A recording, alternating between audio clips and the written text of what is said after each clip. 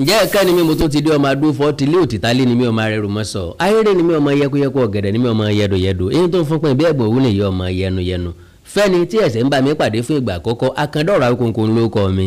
àjàó àró ni mi irun ma lè padà bọ̀ràn míyàn mo kí gbogbo ọmọ Yorùbá jákèjádò àgbáńlá ayé because bàbá kọ́kọ́ wọnú ilé kan ìyáálé ilé là kọ́kọ́ kí ẹlẹ́gbẹ̀rin ìgbàkọ́ àánú Olódùmarè ò ní fi sílẹ̀ iṣẹ́ ìṣe yín ò ní bàjẹ́ lágbára Ọlọ́run iṣẹ́ ọwọ́ yín ọmọ gbèrú sí ni gíga gíga là á bọ́jọ́ gíga gíga là á bá gbà ẹ mọ̀ dàgbàsókè nínú rere ẹ ní gbèsìn ẹ ní gbégbìn lágbára Ọlọ́run gbogbo dáwọ́lé yín ni yóò mọ̀ yọrí sí rere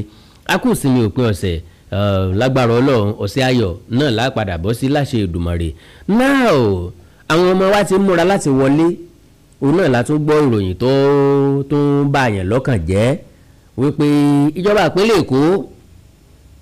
wọ́n ti fi owó kún owó ilé ìwé àwọn ilé ìwé tó jẹ́ ti ìpínlẹ̀ Èkó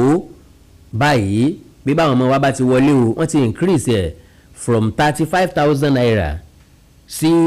100,000 naira to 300,000 naira so eléyìí bá wa lójijì torí pé ọ̀pọ̀lọpọ̀ nǹkan ló ṣubú lù wá at the same time kì í ṣàsìkò tá a tó expect bad news la gbọ́ bad news ilé jẹ́ nǹkan tó bá yàn lọ́kàn jẹ́ gan because wàá máa ronú wípé sáwọn èèyàn tó wà nílé ìjọba ṣé wọ́n kàn déédéé máa ń gbé pọ́lísì jáde ni ǹjẹ́ wọ́n máa fi ń lo àwọn èèyàn àwọn tí wọ́n fi ń lò báwo ni ọpọlọ wọn ṣe mọ kí làmọ̀ràn tí wọ́n máa ń fún wọn and again SA which is special adviser ẹ wá béèrè wípé gbogbo àwọn special adviser tó ń kó rọra yìí ọ̀pọ̀ nínú àwọn gọ́fúnà ní 300 special advisers 200 special advisers 100 plus special advisers at the end of the day those special advisers were just collecting salary lásán nígbà táwọn tó wà nílé ìjọba gan tí wọ́n láwọn ní special adviser wọ́n fààyè sílẹ̀ fún wọn láti advice wọn on anything ìgbésẹ̀ tí gọ́fúnà máa gbé náà ló máa gbé ilé tí president máa gbé náà ló máa gbé ìtìjà chairman máa gbé náà ló máa gbé láì béèrè lọ́wọ́ àwọn tán pè lá adviser because ẹni tí wọ́n bá pè lá adviser ó gbọ́dọ̀ jẹ́ tó máa fún yàn ní tips tí ó máa fún yàn ní ìròyìn tí ó máa fún yàn ní àlàyé tí ó máa kọ́ yàn nípa nǹkan ẹni yẹn gbọ́dọ̀ jẹ́ spark lójú ọ̀nà yẹn tí bá fẹ́ ṣèyàn ní special adviser on publicity ẹni yẹn gbọ́dọ̀ nímọ̀ nínú ètò ìròyìn nínú àgbékalẹ̀ ìròyìn nínú edit nínú ìròyìn kíkójọ nínú ìròyìn yíyọ ọ̀rọ̀ síra wọn ẹni yẹn gbọ́dọ̀ jẹ́ tó lọ́gbọ́n àti máa tóyé nípa ètò ìròyìn kẹ́ tó fi hàn jẹ́ special adviser on publicity sọmọ bó ṣe fẹ́ báwọn èèyàn sọ̀rọ̀ tí gbogbo àwọn nǹkan yìí la rò pé ó yẹ káwọn tí ń bẹ nílé ìjọba kí wọ́n máa ṣàgbéyẹ̀wò kí wọ́n kàn déédéé tó gbé policy jáde now gbogbo à ń pariwo epo lọ́wọ́ à ń jẹ́ lọ́wọ́ àti ìjẹ́tán sálárì àwọn òṣìṣẹ́ wọ́n fẹ́ máa san 70,000 naira àwọn state kan ò tí ì dá wa lóhùn páwọn máa san àwọn kan ti agree páwọn san àwọn kan láwọn ò lè san tó bẹ́ẹ̀ now àwa ń sọ̀rọ̀ nípa àwọn tó ń ṣiṣẹ́ nílé iṣẹ́ ìjọba àwọn tó ń ṣiṣẹ́ nílé iṣẹ́ àdáni ńkọ́ ọ̀pọ̀lọpọ̀ àwọn ilé iṣẹ́ àdáni láwọn ò lè san 70,000 naira kò sí nǹkan táwọn ò fi kó because káwọn tó produce àwọn ń lo diesel ó níye diesel táwọn ń lò ó níye epo táwọn ń lò díẹ̀ níná táwọn ń rélò àwọn kan tiẹ̀ sọ pé àwọn ò rí náà lò rárá pé agbára òun ò gbé láti san 70,000 naira ọ̀pọ̀ ní táwọn ó bá san 70,000 naira àwọn máa ní láti dáhùn òṣìṣẹ́ kan dúró àti a àti b ewu lè fàánú èdè now nígbà tí ìjọba ìpínlẹ̀ Èkó nìkan kọ́ lọ́kọ́ ṣerú ẹ̀ federal government ṣe ní July 2023 tí wọ́n increase school fees àwọn unity schools làwọn public federal government schools federal government ní federal government girls college tó pọ̀ káàkiri orílẹ̀-èdè Nàìjíríà gẹ́gẹ́ bẹ́ẹ̀ náà ni wọ́n ní unity schools ó pọ̀ káàkiri orílẹ̀-èdè Nàìjíríà lọ́sùn state unity school wà níkirè ó tún máa wà láwọn ibì kan náà lọ́sùn state káàkiri bẹ́ẹ̀ ló ṣe wà kí ni unity school wà fún unity schools ó dàbí boarding school ni but public school ni government school ni so token ni wọ́n máa ń san tẹ́lẹ̀tẹ́lẹ̀ wọ́n san 45,000 naira per term government yìí increase ẹ̀ sí 100,000 naira per term now increase owó iléèwé sí 100,000 naira per term iléèwé tá a rò pọ́ mọ́ mẹ̀kúnnù lè lọ nìyẹn o àwọn bàbá àwọn ìyá wọn tí wọ́n wá iṣẹ́ lọ́dọ̀ yín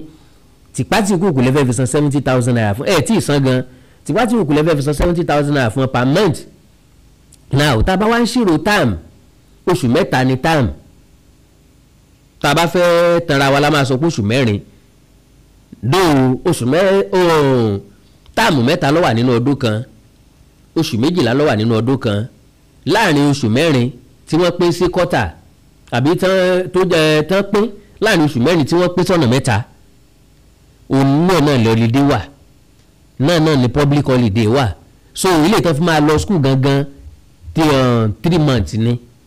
lórí tó túmọ̀ sí pé sálárì àwọn parent wọn láàrin oṣù mẹ́ta yẹn la máa calculate ká wá sọ pé òbí kan gba 70,000 naira láàrin oṣù mẹ́ta that is 210,000 naira mo ń gba 210,000 naira ọmọ mi ẹyọ kan fẹ́ san 300,000 naira nílé ìwé. Does that make any sense to you too? Sáyẹn ṣé gómìnà Sanwoolu àtàwọn tán jọ ń ṣèjọba ṣé wọ́n jọ láròjinlẹ̀ ṣé wọ́n ronú sí kán tó ṣe láàrin oṣù mẹ́ta máa gba 210,000 naira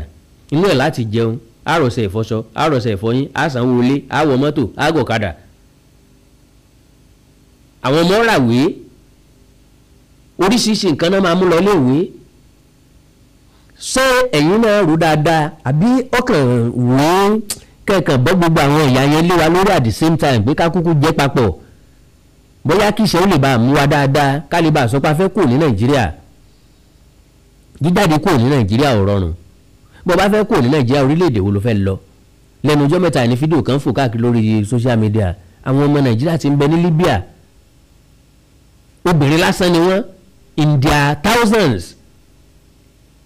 wọ́n ṣàfihàn bí tí wọ́n ń sùn ajá alẹ́ ẹlòmíì ò lè sùn bẹ́ẹ̀ ọmọ kan gbọ́mọ kan dání gbogbo egun ara ẹ̀ lè máa kà àwọn tó ń jìyà ní Libya yìí ọrọ̀ ajé wọn bá lọ bíi tókèlè wọn ti pọ́n lórí ni wọ́n lọ ìnira tí ń bẹ Nàìjíríà ló lé wọn kúrò pé bóyá àwọn ò ríbi tó bẹ́ta Nàìjíríà gbogbo àwọn obìnrin tẹ̀ ń wò yẹn kò sí nǹkan méjì tán lọ ṣe ní Libya ju iṣẹ́ ẹrú lọ tàbí ká sọ pọ́nà méjì àwọn kan bẹ́ẹ̀ tó yẹ pé iṣẹ́ nàbì ni wọ́n bá lọ àwọn gbélé pawó ẹni ó bá rí jẹ tó rí mu náà ò ní ṣe gbélé pawó ìṣẹ́ ní máa ń sàn rí èrí ìsóúnjẹ ahùn so gbogbo àwọn nǹkan yìí ló yẹ káwọn tó wà nípò ìjọba àwọn tí wọ́n pera wọn ládarí wa gbogbo àwọn gómìnà àwọn tó jẹ́ mínísítà gbogbo àwọn tó wà nílé ìgbìmọ̀ asòfin ó yẹ kán máa pìtì wa lẹ́ẹ̀kọ̀ọ̀kan ó yẹ kọ́rọ̀ wọn máa káyín lára lẹ́ẹ̀kọ̀ọ̀kan tọ́rọ̀ wa bá ń káyín lára bẹ́ẹ̀ ṣe máa ń sọ nílé ìgbìmọ̀ tá a mọ̀ pé orí ahọ́n lásán lẹ ti ń sọ bí kẹ́sẹ́ mọ̀ pé cameras wà àwọn oníròyìn wà dáadáa so that we can pity you pé lóòótọ́ ní feelings fún wa ẹni feelings fún wa kò hàn lára yín ẹni feelings fún wa lẹ lọ́ra mọ́tò 160 million naira feelings wo ni body feelings yẹn wá wà because to the best of my knowledge ká lè mú wà láàrin yín tó bá sọ pé káwa lọ́ra mọ́tò 150 million naira I would rather tell them to give me my own money because mo hàn kí 160 million naira yẹn ó ní gbé ayé àwọn èèyàn tó máa tún ṣe tí n bá fẹ́ èèyàn kọ̀ọ̀kan ní 1 million naira that is 160 people tí n bá fáwọn èèyàn kọ̀ọ̀kan ní 500,000 naira that is multiply by 2 tí n bá fáwọn èèyàn kọ̀ọ̀kan ní 200,000 naira ó ti pọ̀ èèyàn ti pọ̀ tí mo fẹ́ fún tí n bá have 100,000 naira fún ìdílé tí ò rí jẹ tí ò rí mu ó máa touch life wọn in one or two places so 100,000 naira with 150 million naira ẹ wo iye life tó máa touch so ẹ ń ṣe rí gẹ́gẹ́ bí ẹni wípé ọmọ ìjẹbẹ̀rí níyìn tí wà bẹ̀sáyà náà gómìnà Sanwó-Olú Your Excellency sà ẹ má bínú bóun lẹ ṣe rò sà tẹ́ fi rò wípé nírú táìmì gangan ló yẹ kẹ́ increase owó iléèwé dọ̀sí mi pé kò sí free education mọ́ dọ̀sí mi pé kò sí nǹkan táwa mẹ̀kúnnù fẹ́ jẹ nírọ̀rùn tá a fẹ́ jàǹfààní nínú ètò ìṣèjọba dọ̀sí mi pé ká wà nínú ìpọ́njú ká mọ language nínú ìṣẹ́ ká mọ pariwo bí ká mọ pariwo ìnira always ilẹ̀ ń fẹ́ epo tó wọ́n none of you address it owó ilé ìwé lẹ tó fowó kó yìí owó tẹ bá kó jọ ń bẹ̀ kí lẹ fẹ́ fi ṣe very very important question. Now everybody lórílẹ̀‐èdè Nàìjíríà mọ̀ wípé Lagos State ló ń generate owó jù internally ẹ wá ń generate owó internally ká lè fẹ́ fi ṣe nǹkan amáyédẹrùn sorry sir ẹni tá a fẹ́ ṣe nǹkan amáyédẹrùn fún sẹ́ni tẹ́bi ń pa láṣẹ nǹkan amáyédẹrùn fún sẹ́ni tí ò lówó mọ́tò ni yóò rìn lójú ọ̀nà tẹ́ dọ̀dà sí because kò tí ì yé mi kí làwọn nǹkan amáyédẹrùn tẹ́ fẹ́ ṣe ẹ fẹ́ ṣe Fort Mainland Bridge ṣe wá ń kówó jọ ọ̀nà our expense ta ló ràn yín gbogbo àwọn pírójẹ́tì tó ń fìyà jẹ̀yàn bẹ́yẹn tó ń kó ìṣẹ́ àtòṣí báyàn tẹ́ ń dáwọ́ lẹ́yìn ò make sense rárá so for us to say ìjọba Babájídé Sanwó-Olú ló ṣe Fort Mainland Bridge ló ṣe gbà ńlọ́sàwọ́ ẹ fẹ́ ṣe bridge gba orí omi for many kilometres does that make any sense? kí làwọn owó tẹ́ bá kó jọ ní ọ̀nà education yìí láwọn schools yìí because public school làwọn èèyàn ń lọ jù lèrò pọ̀ sí ní Lagos State adẹ̀ tí ń yìn tẹ́lẹ̀tẹ́lẹ̀ o wípé lára ìpínlẹ̀ tí àwọn iléèwé tó jẹ́ tìjọba wọn ò bàjẹ́ Lagos State ni because ẹ bá lọ sí gbogbo school jákèjádò ìpínlẹ̀ Ọ̀ṣun kò sí iléèwé tẹ́ máa dé tó jẹ́ ti public school tó jẹ́ ti government school tẹ́ ní bá wọn iléèwé tí ò sí pàánù ńbẹ̀ tàbí tí pàánù ẹ̀ ti dájere tàbí tí bíìdì ẹ̀ ti wó the same thing nípínlẹ̀ Ọ̀yọ́ the same thing nípínlẹ̀ Ògùn the same thing nípínlẹ̀ Èkìtì the same thing nípínlẹ̀ Ondo a máa ń fọwọ́ ẹ̀ sọ̀yà wípé Lagos State nìkan ni nígbà tó wá jẹ́ bẹ́ẹ̀ kí lóore àtàǹfààní tí mẹ̀kúnnù ìlú fẹ́ jẹ nínú ìjọba yín ẹ̀ ń gba tax lóríṣiríṣi ọ̀nà ní Lagos State ẹ̀ ń gba levies lóríṣiríṣi ọ̀nà ní Lagos State ọ̀nà àlùmọ̀kọ́rọ́ yín oríṣiríṣi lẹ fi ń pa owó sápò ìjọba irú ọ̀nà àlùmọ̀kọ́rọ́ yín wo mọ́tò gba ọ̀nà kan ó yẹ kó yà ń bì kan kò yà ń bẹ̀ ó wà lọ yà ń bò míì ẹ̀ mú àfi dandan tó bá dọ́fíìsì ẹ̀ jáwèé fún wọn sanwó gbogbo ìyẹn ò make sense gbogbo ọ̀nà tó gbogbo tó yẹ kí tọ́nì ó ti wà káwọn èèyàn lè tọ́nù padà ẹ̀ fi tọ́nì síbẹ̀ ẹ̀ dàbàrú ìpínlẹ̀ Èkó ẹ̀ dà gbogbo ẹ̀ mọ́ra wọn but still torí páwọn èèyàn níbòmí ìtàn fẹ́ lọ wọn kàn rí mọ́nú síbẹ̀ èmi àkàndá ọ̀rọ̀ àwìn kòǹkò bọ́n bá fún mi nílé lọ́fẹ̀ẹ́ lẹ́kọ̀ọ́ mi ò lè padà gbé kò mọ́ kí èèyàn fún mi nílé lọ́fẹ̀ẹ́ kẹ́niyàn sọ pé òun máa fún mi ní tí mo fẹ́ máa jẹ kó máa fún mi pocket money lójoojúmọ́ I will never live in Lagos again because àwọn tí ń bọ́ ń bẹ̀ àìrí kan sì kan àìrí bi lọ tí wọ́n dẹ̀ ti ń gbé bẹ̀ ni pé wọ́n nígbàgbọ́ pé àṣírí àwọn bò ń bẹ̀ ara ilé òní mọbi táwọn kù sí ni wọ́n fi ń rán yàmọ́ra bí aṣọ orí àpáta on a daily basis ńgbà tẹ increase owó sí 100,000 naira to 300,000 naira níbo lè fẹ́ káwọn parents yẹn ó ti rí sẹ́yìn gangan ronú pé níbo ni wọ́n ti fẹ́ rí lóòótọ́ ni kò sí third term second term yín náà lè wà yìí ẹ parí ẹ má gbàgbé ó bá tó jẹ tìlú tòrò ó lórúkọ ilé ìtọ́jẹ tìlú bàjẹ́ ó lórúkọ ẹ̀gbọ́n Yorùbá ní títí láì láàmú ẹ̀sìn rántí àfihàn pínran kàṣà láàmú ẹ̀sìn rántí àfẹ̀bàṣe ní lálejò ìjọba tó ṣe ẹni tó ṣe tó dáa á rántí ẹ̀ ilé tó ṣe tí nǹkan ò lọ bó ṣe yẹ kó lọ á máa rántí ẹ̀ lélẹ̀ tó túmọ̀ sí wípé ẹjẹ́ àṣẹ èrè well gbajúgbajà agbẹjọ́rò ajàfẹ́tọ̀ọ́ ọmọnìyàn ni Dáàdì wa Fẹ́mi Fálànà wọ́n reflect lórí ọ̀rọ̀ yẹn kí ni dáàdì sọ mọ̀ ń bọ̀ mo fẹ́ jẹ́ kẹ́ fún mi ní ìṣẹ́jú bíi méjì pápápá ni mo ṣe ẹ jẹ́ sáré polówó nǹkan tí mò ń tà God bless you.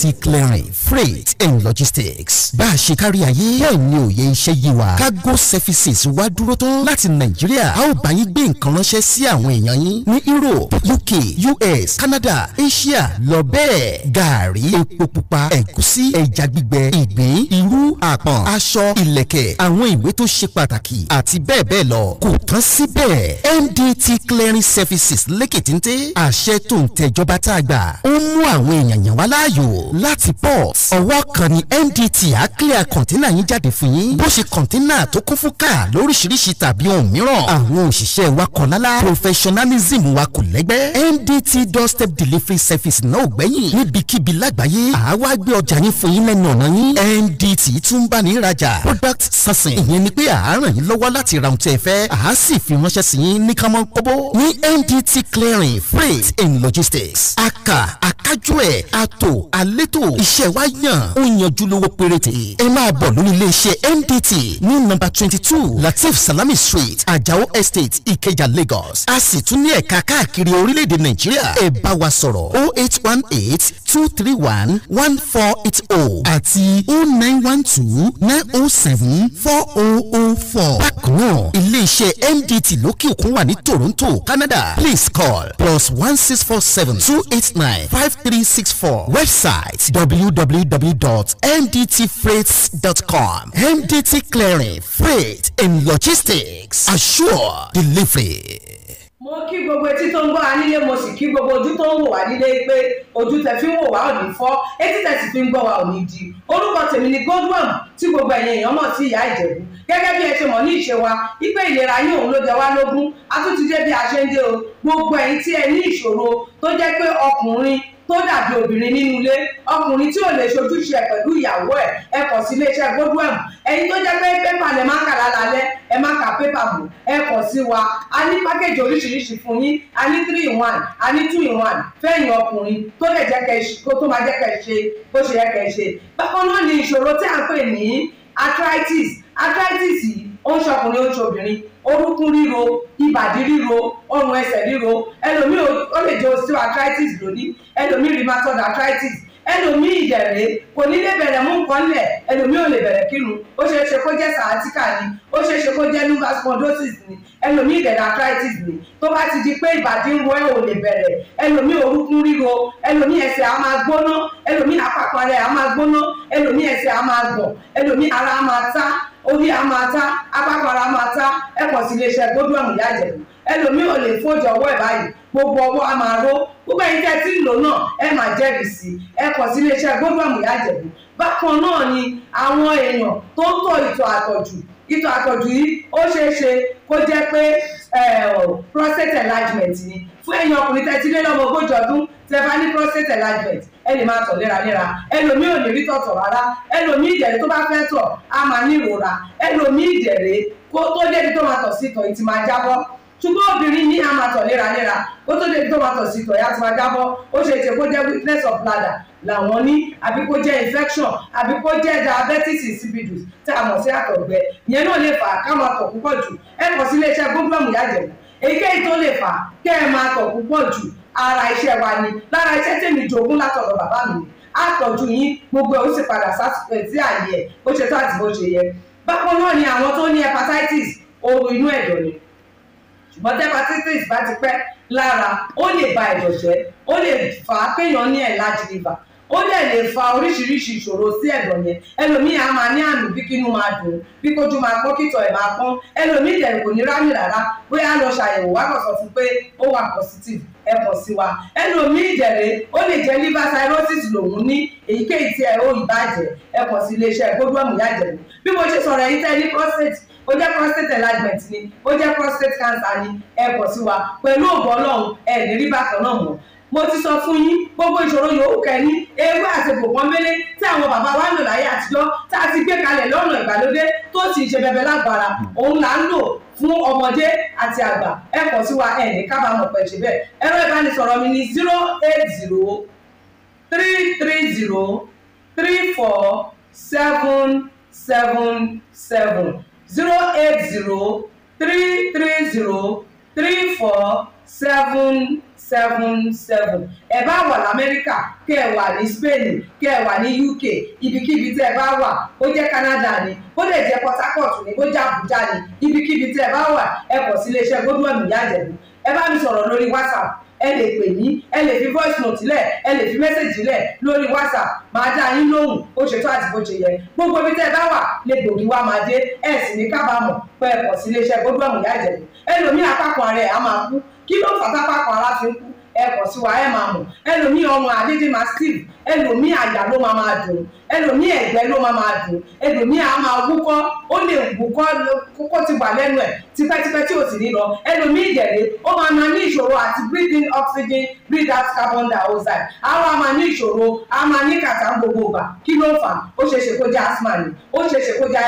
bronchitis ó lè ṣeéṣe kó jẹ́ pneumonia cough nìwọ ní tó bá ti kàn sí wa èyí tó bá jẹ́ nínú ẹ̀ ló máa dìtámì irú egbògi tá a lè kẹ̀rà láti lè ṣe wa ẹ ṣe mọ̀ mo ti sọ fún yín o ẹ̀rọ ìbánisọ̀rọ̀ wa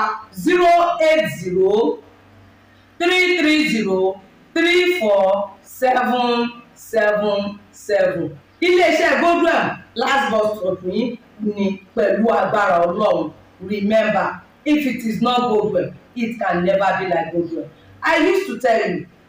health is something to be treasured. Ire o. Awikonko Development Fans Club, ilé aláyọ̀,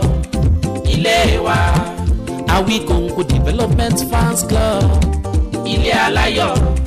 ilé wa. Ẹgbẹ́ tó dúró fún ìdàgbàsókè àti tẹ̀síwájú èdè àṣà àtún àjogúnbá ilẹ̀ Yorùbá. Ẹgbẹ́ tó fẹ́ ìrẹ́pọ̀ gbogbo ọmọ Yorùbá tó tún gbé àṣà àti ṣe Yorùbá lárugẹ. Awikonko Development Fans Club, ilé aláyọ̀,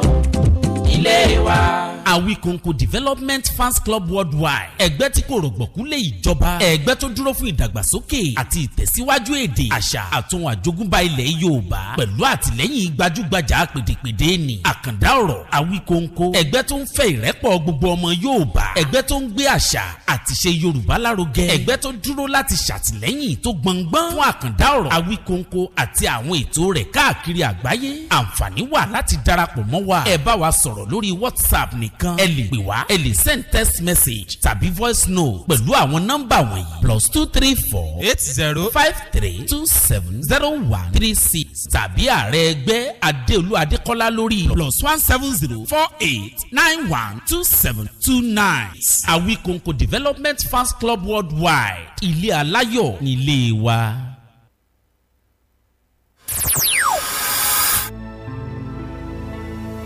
Ẹ̀rí lọ́kùn tàràkàtẹ́ ẹ̀fọ́ ló kú tiwotiwo ògbólógbò àgbàdókù tòun ti wùrà pa lọ́rùn lọ́tí máa ń fọ́ mi là lọ́tọ́ tí wọ́n fi àtàkùn rẹ̀ láyé tí wọ́n fi ògèdè gbó rẹ̀ lọ́rùn ó ní ìyẹn ó ní mo gbọ́ ó ní gbígbọ́ tí mo gbọ́ wọn lórí mi ni ò jẹ́ jẹ́ wọn ibi tójú rí àyà mi ni ò gbé ẹnu ò gbọ́dọ̀ sọ lọ́wọ́ àyè o.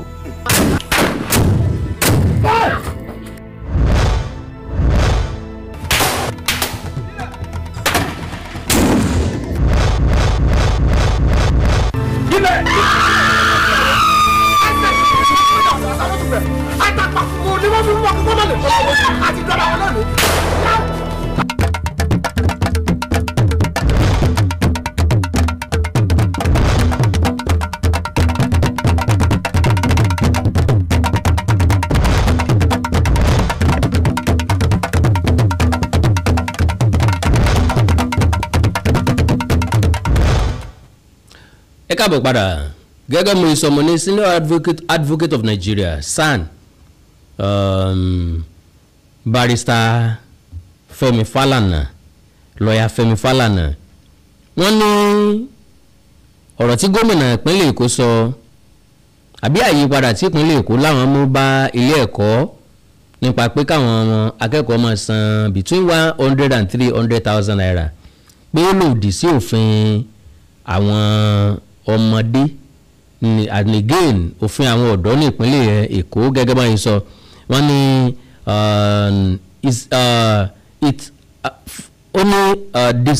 Falana describe it as a violation of the Child's Rights Act and Lagos State Child Rights Law. So wọ́n ní nígbà tí ẹni káwọn òbí ọmọ gba 70,000 naira tẹ wá ní káwọn ọmọ san 100,000 naira ìbẹ̀lẹ̀ tí fẹ́ kàn rí. The federal government gẹ́gẹ́ bí wọ́n ṣe sọ wọ́n ní the federal government has increased fees payable in all unity schools from 45,000 naira to 100,000 naira per term. Thus, the fee payable per annum is 300,000 naira per student. Similarly, the Lagos State government has fixed fee payable in all secondary school at 100,000 naira per term or 300,000 naira per annum by every student. At 70,000 naira minimum wage, the salary of a worker per term of 4 months is 280,000 naira. The implication is that a worker can no longer sponsor even one child, either in the Unity School or any secondary school in Lagos State. However, under the Child's Rights Act and Lagos State Child's Rights Law, every child is entitled to free and compulsory education from primary school to junior secondary school. To that extent, the imposition of 100,000 naira fee on students in junior secondary schools, in unity schools, and secondary schools in Lagos State is illegal. In view of the clear provision of the Child's Right Law applicable in all states of the Federation and the Federal Capital Territory, the illegal imposition of prohibitive fees on junior secondary school students will be challenged in the appropriate high courts. Meanwhile, on July 10, 2024, the Executive Secretary of Universal Basic Education Commission, UBEC, Dr. Hamid Boboyi, revealed that over 45.7 billion naira matching grant to state government for the implementation of universal basic education between 2020 and 2023 has not been assessed by many states government. Now, gẹ́gẹ́ bí Dádì Fẹ́mi Fálànà ṣe sọ, wọ́n ní federal government wọ́n ti kàn nípa fáwọn ọmọ unity school mo sọ lẹ́ẹ̀kan láti máa san 100,000 naira per term. Term mẹ́ta ló wà nínú ọdún kan, 100 times 3 á jẹ́ 300,000 naira. Exactly bẹ́ẹ̀ náà ni Lagos State ṣe increase tọ̀dọ̀ wọn yìí. Nígbà tí Lagos State increase tọ̀dọ̀ wọn, mo ń wò wípé mo dẹ̀ tó mọ̀ wípé wọn ò bí state kankan dá nílẹ̀ Yorùbá mọ́ ní South West mọ́ láti increase owó education, owó school fees fún àwọn ọmọ school bẹ́ẹ̀ yẹn. Ìdí tí mo fi sọ bẹ́ẹ̀ lélẹ́yìí, Lagos State tún ilé-ìwé àwọn akẹ́kọ̀ọ́ ìṣe irọ́ ọ̀dà ẹni tí ń pa ọ̀la láàfíà. Kò sí secondary school tó wà ní Lagos State tí kò wojú rí, tí kò jẹ́ standard lẹ́nuwé àtòwùkọ́ wà. Mi jiyàn o bóyá tá a bá rà àwọn abúlé kan ò tójú òtó o, ṣùgbọ́n ní àwọn state tó kù kò sábà sí ilé-ìwé tó wojú rí tàbí tó ṣe é mú èèyàn lọ tàbí téèyàn lè fọwọ́ sọ̀yà pé ilé-ìwé tí mo fẹ́ kọ́ màmí ó lọ lélẹ́yìí. Irrespective tí òkò jẹ́ ó wojú rí kò wojú rí, torí àwọn èèyàn ìlú níjọba ṣe ń ṣòfin,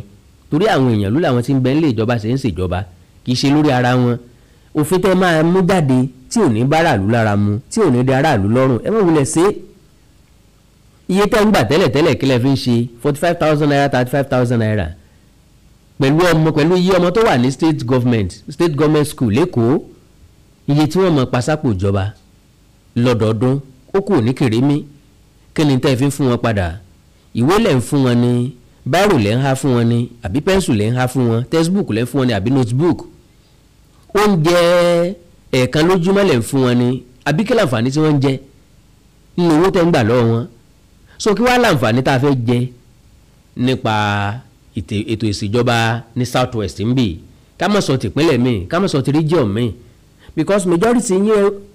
àti ní sọ̀rọ̀ méjì. Ẹ mọ̀ sọ pé ọmọ ẹ̀yìn Awólọ́wọ̀ ní mẹ́ńtọ̀ yín ló jẹ́ sọ wípé ìgò ojú lásán lẹ fi jọ Ọbáfẹ́mi Awólọ́wọ̀ àti fìlà pẹ́tẹ́kì òsì lẹ fi jọ Ọbáfẹ́mi Awólọ́wọ̀. Majority nínú yín ò níwà tó dáa lára rárá, níwà gidi lọ́kàn. Ojú rere àtàánú ò sí fún yín, ojú àánú yín ti fọ́tìkà nìkan ló kù bẹ́ẹ̀. Ó wà very very painful. Níbi tọ́rọ̀ orílẹ̀-èdè Nàìjíríà ń lọ kò yé wa pàápàá, àmọ́ ibi tá à ń lọ kò dẹ̀ jẹ́ kí inú wa ó dùn. Ó jẹ́ nǹkan tí ń bá yàn lọ́kàn jẹ́ gan. So bó bá jẹ́ mi ni gómìnà Sanwoolu, mo mọ Fẹ́mi Fálànà, bí ó bá rídìí ogun kò ní pójú ogun yá. Ó mọ̀ wípé wà illegal ni bàbá fi sọ wípé wà illegal yẹn, and bàbá ti sọ pé ó máa take it up, ó dẹ̀ máa win Lagos State as far as I'm concerned, because ibi tí mẹ̀kúnnù ń fẹ́ ni pé kán reverse owó yẹn padà sí iye tó wà tẹ́lẹ̀. Mélòó nínú àwọn tó ń san 35,000 naira fún unity school lórí san lásìkò nínú àwọn parent wa? Mélòó nínú àwọn tó ń san 45,000 naira lórí san lásìkò nínú àwọn parent wa? Mélòó ni ẹ̀ lé ọmọ wọn délé kí wọ́n tó padà gbájọ lọ́tún àtòsí? Because everybody ń fèsì káàkiri Nàìjíríà lónìí, ó kọjá kéèyàn kan tó máa increase nǹkan anyhow. Ọ̀rọ̀ epo tó délẹ̀ yìí, wàhálà tó mú bá wa lọ́tọ̀ ó ti kọjá àfẹnusọ. Gbogbo nǹkan ló ti gbówó lérí ju bó ṣe wà lọ. Gbogbo oúnjẹ ló ti gbówó lérí ju bó ṣe wà lọ. ọmọ tó fẹ́ ra oúnjẹ jẹ ní school nísìnyí oúnjẹ èlò ni ó jẹ síbi ráìsì kan nísìnyí ó ti di 500 naira wọ́n dẹ̀ yan sínú abọ́ ní sà síbi ráìsì kan kò yọ ọmọ mi ọmọ 7 years síbi ráìsì ẹyọ kan tí wọ́n ń tà kò yọ ọmọ kan tó tẹ bá fẹ́ sọ pé ẹ fẹ́ fún ọmọ lówó oúnjẹ lọ school èèlò lè fẹ́ fún sí ò ní gọ̀kadà sí ò ní wọ mọ́tò gbogbo àwọn nǹkan ìlú wà stake gbogbo àwọn ibi tá a rò páwo yẹ káwọn tó ń ṣèjọba lé wa lórí kí wọ́n láròjinlẹ̀ lé lórí lélẹ́yìí kí wọ́n pìtì wa kí wọ́n wo wípé báwọn ṣe ń rówó kọ́ làwa ṣe ń rówó owó ọ̀fẹ́ lẹ́yìn rí sà ọgọ́ta ni lẹ́yìn kan gbàjọ́ ń bí kẹ́ kó sójú kan kẹ́ wá yọlé tó bá wù yín bẹ̀ kẹ́ fẹ́lẹ́ tó bá kù sí iṣẹ́ ìlú kò sẹ́ni tí ó kúkú béèrè lọ́wọ́ yín ẹ mọ rántí àwa tá a rírò ẹ̀ ṣe ẹ mọ rántí àwa tó jẹ́ pé kò jẹ́ Nigeria Enterprises ni bàbá jí láàárọ̀ ká jí jáde láàárọ̀ ká wọlé lálẹ́ àti ìrìn táwọn ọmọ afẹ́ jẹ mọ́jú ọjọ́ kejì àti ìrìn tán fẹ́ mú lọ lé ìwé ọjọ́ kejì hàn dẹ̀ bí wá dáa ká tún sinmi hàn bí wá dáa ká sùn kálà ní lọ bí iṣẹ́ àtọkọ àtìyàwó wa ń ṣiṣẹ́ bí aláìmọ̀ ṣe kì í ṣe bẹ́ẹ̀ làwa náà ṣe rò ó kì í ṣe bẹ́ẹ̀ la ṣe plan ẹ̀ o kì í ṣe pé Ọlọ́run dẹ̀yìn kan wípé kẹ́ gbégbé ayé báyìí ó dá wa kan pé ká gbégbé ayé báyìí àtàrí yín rẹ̀ ni tó díẹ̀ ṣe ń ló ṣe ń fi òbòrò ṣe lẹ́yà tí òbòrò wa bá rẹ̀ ni yẹ̀ díẹ̀ lásán yóò sùn ọ̀yọ́ da ajá tarí yín lọ àwọn ọmọ yín tẹ̀ ń gbé gẹ̀gẹ̀ tẹ̀ ń pọ́n lé gẹ́gẹ́ bẹ́ẹ̀ làwa náà ṣe ń gbà àwọn ọmọ tiwa náà gẹ̀gẹ̀ tá ń pọ́n lé gbogbo ọmọ lolú ọmọ lójú bàbá àtìyá tó bí wọn ẹ fẹ́ káwọn ọmọ yín ó ṣoríire àwa náà fẹ́ káwọn ọmọ tiwa ó ṣoríire ìyá tẹ́yìn jẹ́ ìfẹ́ káwọn ọmọ yín ó jẹ àwa náà fẹ́ káwọn ọmọ tiwa náà ó jẹ́ ṣùgbọ́n ìṣẹ́ ò ní mọ́kọ láyà kọ́ mọ̀ràn mọ́ ntẹ́ ti ń fojú wá rí àwọn ọmọ wa náà ti ń jẹ́ ń bẹ̀ ọ̀rẹ́dì à ń tẹ́ túfàájà ò sí ń bẹ̀ mọ́ ọ̀rọ̀ tó sojú ìlú ọ̀farasín wọ́n ti ń jẹ́ ọ̀rẹ́dì wọ́n ti ń jẹ́ lójú pálí ó wá yẹ kẹ́ ẹ bá wa fi ṣe olúfimọ́ kò yẹ kó ẹ tó máa fi kẹ́ ẹ tó máa dáná kẹ́ ẹ máa fi kànràn kan òsì àtìpọ́njú fún wa mọ́ sálárì ẹ̀ fi kún oúnjẹ ẹ̀ há fáwọn òṣìṣẹ́ palliative kò kárí epo ẹ̀ tó fowó kún gbogbo oúnjẹ lọ́wọ́ gbogbo nǹkan ló gbówó lérí gọbọi báwo la ṣe fẹ́ gbélé ayé ṣé dandan ni ká máa sunkún lójoojúmọ́ ṣé dandan ni ká máa pariwo lójoojúmọ́ ṣé dandan ni ká máa lament lójoojúmọ́ ni ẹ̀yin nu ọlọ́ọ̀nù ọ̀gá sir your excellency Babájídé Sanwoolu ẹ bá wa dá owó yẹn padà sí iye tó wà tẹ́lẹ̀tẹ́lẹ̀ iye tó wà tẹ́lẹ̀tẹ́lẹ̀ yẹn náà kò rọrùn 45,000 naira ò rọrùn ṣe gbọ́ sà ọlọ́run ní pin ẹ̀yin náà ń pa ọlọ́run ní fìyà jẹ ẹ rántí pọ́dún mẹ́rin lẹ́ lò 2027 ní ìṣẹ́ máa kúrò níbẹ̀ yẹn ẹ di gómìnà àná ẹ di former governor ẹ̀mọye former governor ló ti wá lẹ́kọ̀ọ́ bàbá wa Alhaji Lateef Jákàndé ńkọ́ wọ́n ti lọ síbi àgbáre ẹ̀yin náà lọ ń jọ kan where is Ambode former governor ni where is Raji Fashola former governor ni kò sẹ́ni tó ń pariwo ẹ̀ mọ́ wọ́n dẹ̀ ti pariwo àwọn náà lánàá à ń pariwo yín lónìí á pariwo ẹlòmíì lọ́la so the earlier the better tẹ́ bá ronú padà gbogbo ẹ̀yin gọ́vnà ilẹ̀ Yorùbá tẹ́ ẹ̀ bá ṣe nǹkan tí yóò dùn mára ló nú tẹ́ ẹ̀ ṣe nǹkan tí yóò mú gbé ayé wa dẹrùn Ọlọ́run ní lára o Ọlọ́run yóò ní lára yóò ní àwọn ọmọ yín lára. I rest my case. Ẹ like ẹ follow page mi lórí Facebook Àkàndọ̀rọ̀ Awikonko TV Àkàndọ̀rọ̀ Awikonko live Awikonko TV ẹ subscribe sí YouTube channel mi Àkàndọ̀rọ̀ Awikonko TV Àkàndọ̀rọ̀ Awikonko Akéwì Àkàndọ̀rọ̀ Awikonko Akéwì Awikonko TV ẹwà èdè Yorùbá TV Barrister Idan Chamber Yorùbá audio Bible pẹ̀lú Àkàndọ̀rọ̀ Awikonko. Tẹ́ bá wá ní nǹkan pàtàkì tẹ́ fẹ́ ká jọ sọ ẹ já sọ̀rọ̀ lórí WhatsApp +234 904 851 9362 +234 904 851 9362. Èdè àti àṣà Yorùbá ò ní wọ́ mi orílẹ̀-èdè Yorùbá ò ní dàrú ìlú ẹnìkọ̀ọ̀kan wa yóò tòrò mẹ́nimẹ́ni àjùwàṣe o.